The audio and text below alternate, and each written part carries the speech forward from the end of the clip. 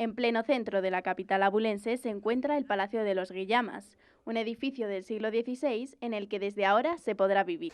Estamos situados en un palacio del siglo XVI en pleno centro de la ciudad, en una de las partes más altas, en la plaza de San Jerónimo, y que ha sido propiedad de las monjas adoratrices hasta hace muy poquito tiempo y que albergó en última instancia una residencia de estudiantes. Esa residencia de estudiantes ha permitido que se conservara en bastante buen estado, sin embargo hace falta una rehabilitación sobre todo para cambiar su uso a una vivienda residencial normal. ¿Cómo entendemos hoy en día las viviendas? Incluso en el último concepto, que es el de la eficiencia energética. ¿Qué características tienen estas viviendas? Pues mira, tienen unas características especiales. En primer lugar, son completamente accesibles.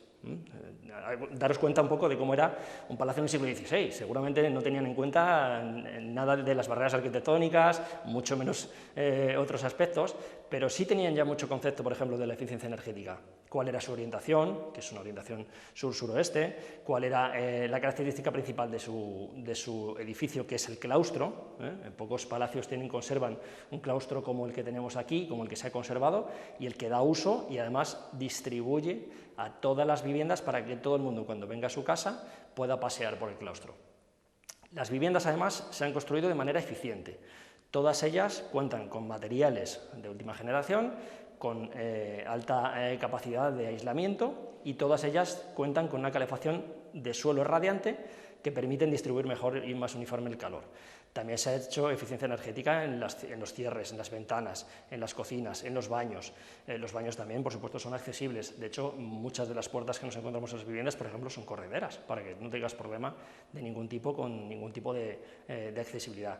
Y luego, sobre todo, aprovechando lo máximo que podía tener el palacio también, que es, aparte de su ubicación, las vistas que nos otorga y conservando y entremezclando los materiales y calidades que tenían muchos de ellos del siglo XVI en buen estado de conservación, con materiales modernos que se han integrado perfectamente. Y aparte de las viviendas, ¿qué otras instalaciones hay aquí dentro del palacio? Mira, el palacio al final ha dado lugar a que tengamos 24 viviendas. 24 viviendas que cuentan con tamaños de un dormitorio o dos dormitorios. Es decir, es una vivienda muy específica para un tipo de público muy específico, sobre todo por las dimensiones que tienen. Y luego, aparte de quizá su principal característica, que es el entorno, su ubicación, y además se han dotado con unas zonas comunes que le dan una característica especial, que es cuenta con una zona de espacio de ocio, un patio solarium, una sauna, una piscina climatizada y una sala de gimnasio. Y todo eso lo pueden usar las personas que vivan aquí. Exacto. Eso es una zona común del edificio y tienen uso única y exclusivamente los propietarios de las viviendas del edificio. ¿Y entre cuánto oscilan el precio, más o menos? Pues mira, el precio oscila entre la vivienda más ajustada de metros y que tiene un dormitorio, que partía de los 135.000 euros más IVA, hasta la vivienda en la que nos encontramos, que de tamaño era la más grande y la más extensa en metros, que tiene dos dormitorios muy amplios, tiene un salón como el que estáis viendo, que es espectacular, porque la altura de sus techos, las vigas entrelazadas y todos los elementos que componen la vivienda, individuales separados unos de otros, que llegaba ya hasta los 280.000 euros. Vemos las vigas entrelazadas. ¿Qué características quedan del palacio? Pues quedan muchas porque el hecho de haberlo usado como residencia y el trajín que tenía una residencia de estudiantes daba lugar a que las antiguas propietarias tuvieran que hacer mucho mantenimiento. Entonces, a pesar de que se ha quedado luego cerrado pues como unos 5 o 8 años, pues todo ese mantenimiento ha hecho que se conserve bastante buena parte del edificio. Bien, es cierto que como es una rehabilitación, se ha hecho una rehabilitación íntegra. Quiere decir que desde los cimientos se han revisado todas las partes estructurales del edificio y se han conservado elementos como, por ejemplo, las vigas, que veis, que son originales, se han tratado, se han restaurado y se han instalado en algunas partes donde la viga ya no estaba en buenas condiciones, se han restaurado por el mismo material, los mismos condicionantes y el mismo sistema de construcción, con los condicionantes ya arquitectónicos de la normativa técnica arquitectónica de hoy en día, por supuesto. Todo controlado por un arquitecto de la ciudad, que conoce muy bien toda la normativa y además es un edificio muy especial en el sentido de que ha tenido que tener controles casi semanales de todo lo que es la gestión de patrimonio y fomento tanto de la ciudad como de la Junta de Castilla y León. ¿Y cómo ha sido el proceso de rehabilitación? Pues mira, el proceso de rehabilitación, como os decía, se ha hecho desde el inicio. Quizá una de las cosas más significativas, o que es completamente distinto a cualquier otra obra, es que el edificio se ha construido empezando por el tejado, que no es lo normal. Se ha empezado por el tejado, se ha descubierto todo el edificio, se ha saneado toda la cubierta, de hecho la cubierta es nueva, salvo las estructuras que os estoy comentando, se ha hecho todo el aislamiento completamente nuevo y moderno, con los mejores materiales. Se han traído maderas nórdicas de aislamiento entre viviendas, con lo cual tenemos una capa de aproximadamente unos 30 centímetros solo de suelo entre aislamientos, más luego los forjados y demás.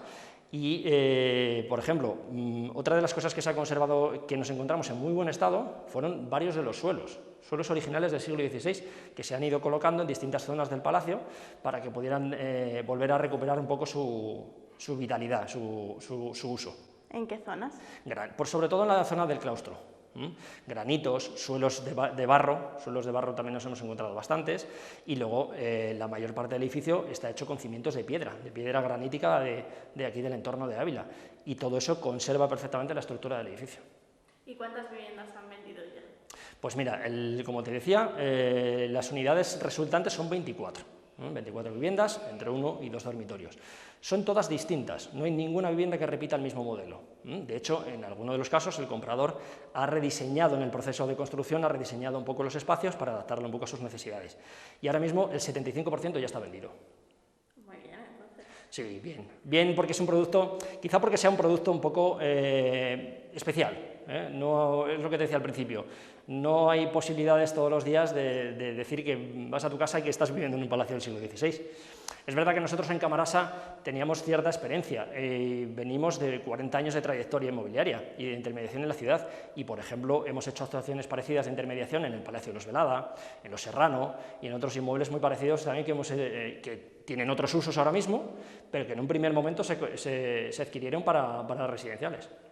Aprovechamos la ocasión para hablar con el arquitecto del edificio, para conocer cómo se enfrentó a este reto especial. El edificio estaba en muy malas condiciones, pero recuperar un edificio como este siempre es un reto, y además es un reto muy interesante y siempre invita a volcarte en el proyecto. No es lo mismo recuperar un edificio histórico que la construcción de edificios nuevos.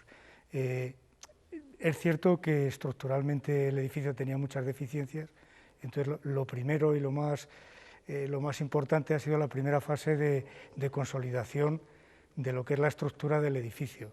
Hemos tenido que reforzar todos los forjados, hemos tenido que sustituir algunos, ha habido sustituciones de zonas más grandes y sustituciones más puntuales, pero en general se ha hecho una recuperación al máximo de la estructura de madera original del edificio. Entonces, una vez que se resuelve el tema de la consolidación estructural, lo otro digamos que ya es más sencillo, porque ya tenemos todo el edificio pues eso, consolidado, y es más fácil el actuar. En el tema de rehabilitaciones siempre hay muchos imprevistos, y por ejemplo esta obra estaba previsto acabarla en año y medio, una cosa así, pero precisamente por esos imprevistos que siempre salen en las rehabilitaciones se ha demorado un poco más. Lo que queríamos era dejarlo bien, entonces bueno, pues hemos tardado más, pero creo que el resultado pues está a la vista. Otro reto que teníamos, aparte de la recuperación del edificio, era el reto de destinar este edificio al uso residencial colectivo, a la vivienda colectiva, en este caso apartamentos de 1 y 2 dormitorios. Porque habitualmente los edificios de este tipo se recuperan pues, para usos terciarios, como pueden ser pues, salas de exposiciones, museos, oficinas.